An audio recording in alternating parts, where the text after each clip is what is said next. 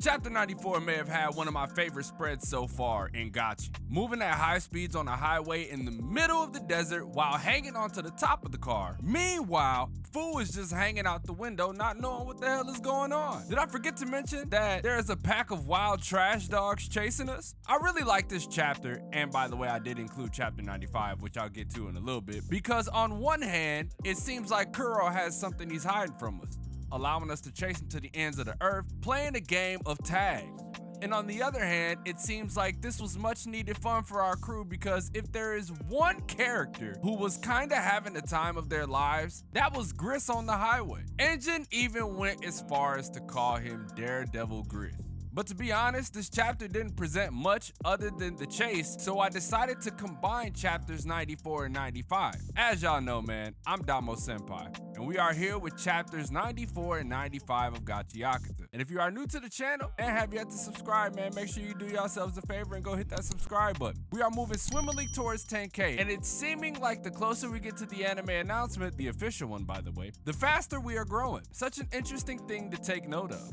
But anyway, if y'all know anyone who likes Gachiakuta, make sure y'all send them this way. I apologize for being late on these videos, but y'all know what I say. Better late than never. So now that we got all the formalities out of the way, y'all know what we gotta do.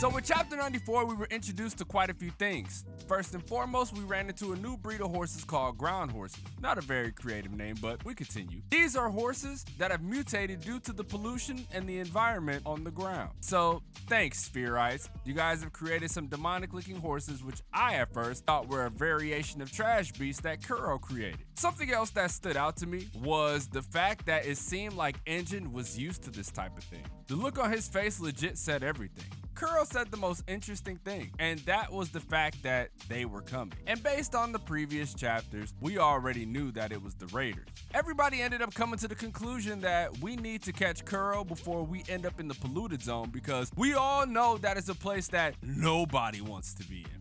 I really like this part because I can imagine this scenario in my head. Gris getting hyped up to drive like a maniac, but instead of some crazy ass metal music playing, some jungle D&B starts to play. I've been on a super kick of D&B. I don't know if y'all know, but I used to listen to D&B back in the 90s because that's when it got popularized, I guess. It was always good for like Toonami, Adult Swim, and stuff like that. You always heard D&B playing. So for that to pop into my head while envisioning this really shows you the nostalgia that this manga appeals to. But like I said, man, some jungle D&B starts playing while the engine is revving up, and then boom, we take off. That would be so cold, bro. Kei Urana never sells us short on paneling, and seeing the crew break through the wall in that truck was so sick, and it was more detailed than I thought it would be. The look on Gris and Engine's faces, bro, had me dying because, like I said, they were enjoying the living hell out of themselves, even though it was a dire situation. While everything seemed like it was going well, Engine assures us that it's not what it seems, because we end up seeing one trash beast. It looked pretty cool, but it looked like we could also handle that one trash beast. Till a million more trash beast cats came out the woodwork like roaches. And even I freaked out because, bro, that is a lot of fucking trash beasts. And even Rudo screams that same sentiment. And just as it looked like everything is not going our way, Engine brings it all in, bro. Engine brings it all together and gives us one of the coolest spreads in the series. I like how serious everybody is. And then you got Fu's stupid ass hanging on the side of the car. But this adds more context to what happens in the next chapter, because moving on to chapter 95, we get more cinematic shots of our team taking down these trash beasts. And Kuro also running from them, saying that he is not a giver. But I'm finding that hard to believe. Anyway, Engine makes light work of what seemed to be more than half the trash beasts, while Ryo started putting in work as well. I love the team up dynamics of Gachi because it doesn't even seem like they would have good teamwork because of the situations and the weapons they use. But even in that confined of a space, right, on top of a car, they make it work. Man, as I mentioned previously, bro, the artwork is so fucking insane in this manga that it doesn't make any sense how a human can draw this. And that leads us to the Rudo moment of the chapter. Kuro pointed out the formation that they were in. Engine in the front, Ryo covering the sides, and Rudo handling the back. And with good reason. Rudo recalls the gift that he received from Remlin, and it was an empty brush. But this is what Rudo does best, man. Making use of trash with his Jinky, the 3 R's. Bro, I thought Rudo was about to create like an oil slick, right? To make them fall, make the trash beasts fall and they can't catch us type shit, you know, one of those. Bro, this motherfucker ended up turning into Vlad fucking Tepes and impaling these motherfuckers, man. I also like the art of Rudo here because we haven't had a hero shot of him in a while. And if you don't know what a hero shot is, do yourselves a favor and look it up. But anyway, this one was really fucking good.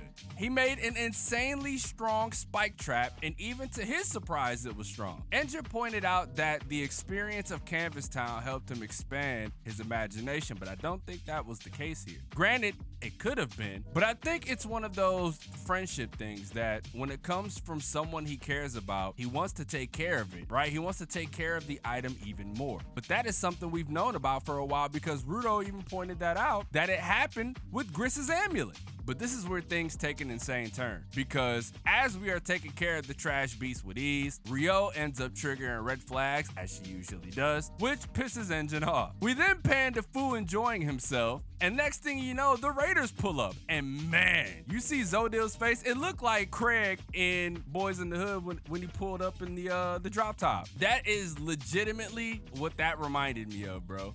We are in for a hell of a ride, no pun intended. Trying to fend them off is gonna be a nightmare because you see who's all there, bro. It's Zodil, Jabber, Katoni, and Momoa. Like, how are we gonna do that? This will be the second time we face off, right? Cleaners versus Raiders type beat. And last time it didn't end so well for either of them. More so us, because while the Raiders did technically lose, it was more of an experiment for Zodil than anything. Do we all think that this was set up by Zodil as well? I know I brought this up in a few of my other chapter reviews, but it feels intentional to put Fu on our team because for as idiotic and pure-hearted as he is, I think Zodil knew that from the jump and allowed Fu to think that they let him go. Jabber understands that the winner of this gets what they want from the info broker. And to our knowledge, they all want the same thing. Information on the person who created the chokers, who just so happens to be a Watchman user as well. Maybe a relative of Rudo's? Who knows? What a way to end these chapters, because for the most part, it was what we expected, right? The clash of the Cleaners and Raiders, Kuro still being vague about how he already knows all of these things, information broker, so I get it, and a few other things. But I'm looking forward to the next chapter because from what I've heard, shit is getting crazy.